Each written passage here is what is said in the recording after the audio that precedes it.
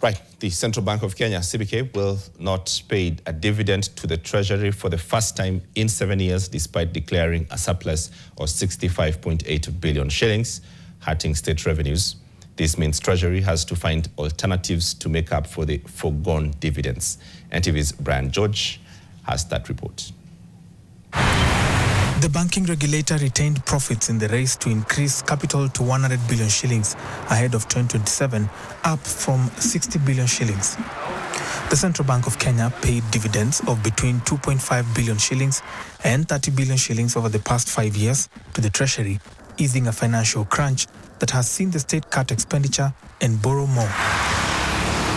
The withholding of dividends comes in a year when the Treasury has omitted increasing taxes, leaving it struggling to plug budget gaps, which have seen it declare plans to sell more of its assets.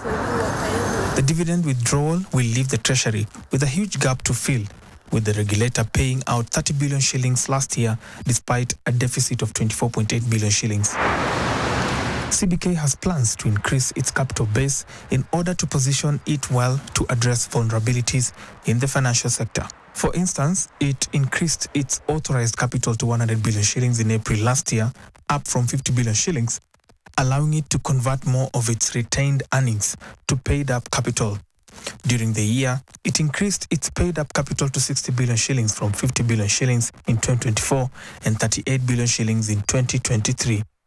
This then means the bank has a window to further convert 40 billion shillings from its general reserve to paid-up capital. Brian George, NTV, Nairobi.